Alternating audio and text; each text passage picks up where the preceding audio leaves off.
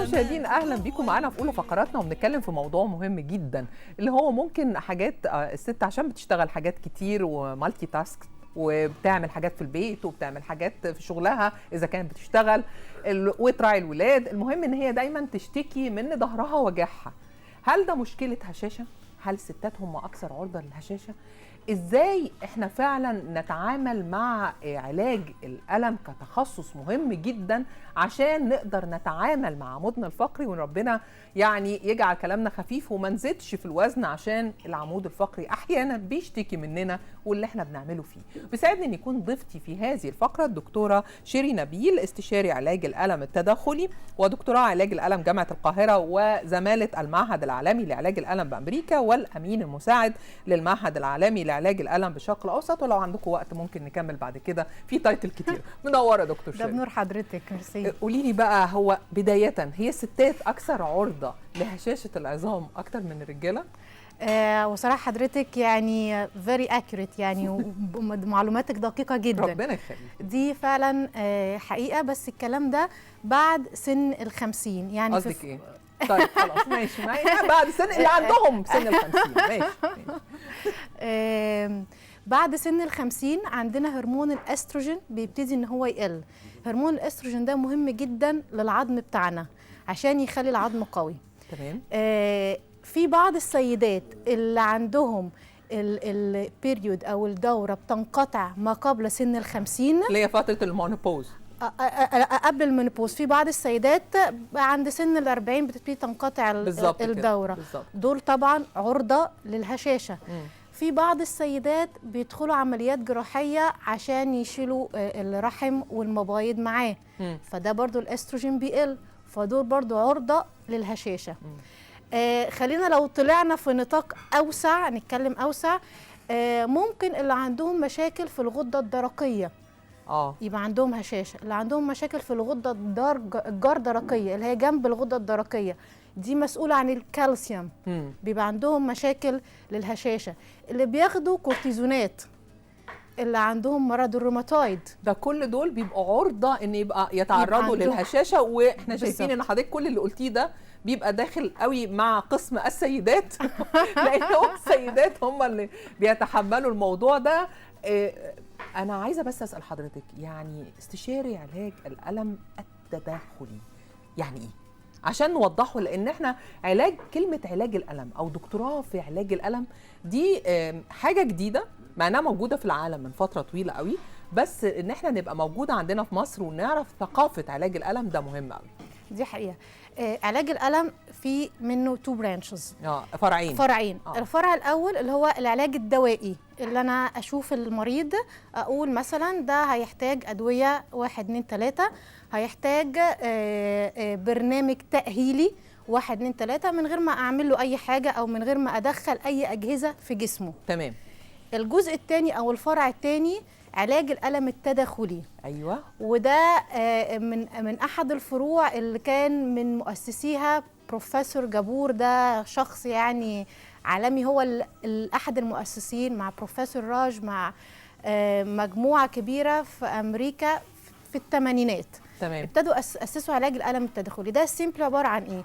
ده عباره عن اجهزه بتدخل على العمود الفقري والمفاصل اللي فيها مشاكل، وبتعمل تقنيات مختلفة. يعني مثلا لو أنا عندي انزلاق غضروفي، خلينا نوضح. ده عمودنا الفقري اللي احنا بنعمل فيه عمايل رهيبة اهو قدامكم. ده زي ما احنا شايفين، دي المنطقة القطنية. لو أنا مثلا هفترض إن شخص عنده مزق في الغضروف اتقطع. زمان كنا أي حاجة في الغضروف جراحة، ما عندناش اوبشن تاني. خد أدوية، مفيش أدوية جايه نافعة معايا، جراحة. دلوقتي عندنا علاج الألم التداخلي. اقدر اعمل ايه؟ في اوضه عمليات بدخل باجهزه في الغضروف نفسه، طبعا بدخل من ورا على الغضروف. ممكن اعمل كذا تقنيه. من اشهر التقنيات تقنيه التعديل العصبي المزدوج اللي هو جاي اكني بلقم الحته اللي فيها القطع. بتعملي باي باس او بتنقلي بلقم الحته اللي فيها القطع. بعمل عليه كي، بس كي مزدوج. بدخل بجهازين هنا اهو اعمل عليه كي. لو انا عندي حاجه تانية، عندي خشونه، طبعا احنا زي ما احنا شايفين ده دكتوره شيرين، حضرتك بتقولي على الموضوع كانه بسيط، الجهاز ده بيدخل بسيط. او بيدخل ازاي؟ يعني بيدخل زي موضوع مثلا منظار او كده. ده هعتبر ده مريض، ده أيوة. نايم كده، ده كده مريض، ده كده نايم وشه على الارض، بيبص على الارض وظهره ليا. تمام. انا اللي انا هعمله ده، وده الجلد. انا اللي انا هعمله، عايزه مثلا ادخل على العصب، عنده عصب ولا عنده عرق نسا. هدخل بجهاز اشعه، انا شايفه وداخله بالجهاز بتاعي واصله للعصب، شايفه في جهاز الاشعه سواء اشعه اكس راي او اشعه موجات فوق صوتيه، شايفه العصب اللي انا داخلاله. دي الاشعه تشخيصيه. الاشعه التداخليه دي بقى يعني تشخيصيه خلصناها. بنعمل دلوقتي الاشعه التداخليه، يعني بدخل بجهاز وانا شايفه الجهاز بتاعي واصل لفين، مش داخله عمياني، لا انا داخله شايفه جهاز عايزه اعالج عصب، داخله بجهاز على العصب وبص على جهاز الاشعه والمريض نايم. المريض بيحس لا ان انا بدي بنج موضعي على الجلد وانا داخله، فبالعكس بتبقى طول الوقت انت عامل ايه؟ كويس، انا كويسه ومش حاسس بحاجه، وبيتكلم وعادي ومش حاسس بحاجه. تمام. وكمان اقدر اطمن على العصب شغال ولا لا، ان انا بعمل بستحس العصب، اشوف شغال بكفاءه قد ايه واعمل له علاج عليه. نفس الحكايه اعملها على الغضروف، عندي مشكله في الغضروف زي حضرتك شايفه الحته الحمراء ده اهو، ده غضروف منزلق ضاغط على العصب. تمام. ادخل برضو بالجهاز بتاعي وانا شايفه بص قدامي على الاشعه، ادخل لحد اما اوصل للغضروف، اعمل له شفط. هايل. العيان حاجه مبهره بصراحه. يبقى فري. ممكن ادخل من اخر القناه العصبيه لو عنده دي قناه عصبيه، ودي حاجات مشهوره جدا فيري كومن مع السيدات اللي عندهم هشاشه. لان العمود الفقري بيقل، فلما بيقل القناه بتضيق، فتعمل ضغط على العصب. فادخل انا بمنظار من اخر القناه العصبيه، وبرده بص على الجهاز بتاعي شايفه انا داخله فين، وابتدي اسلك. والاجهزه دي متوفره في مصر؟ متوفره في مصر طبعا، مش كل الاجهزه، احنا عايزين برضو نتوسع اكتر عشان لسه الانترفنشنال بين مانجمنت او علاج الالم التداخلي لسه مش معروف قوي في مصر، فمش كل الاجهزه. كنت لسه بتكلم مع بروفيسور جابور، ده يعني راجل حاجه و90 سنه هو اللي انشا العلم ده، قال لي احنا عندنا استعداد نعمل لكم سبورت في افريقيا والشرق الاوسط هايل في مجال علاج الالم التداخلي، ان احنا عايزين الناس تقدر انها تتحرك على طول، ما يبقاش تقعد شهرين 3 بعد الجراحه ما بيتحركوش.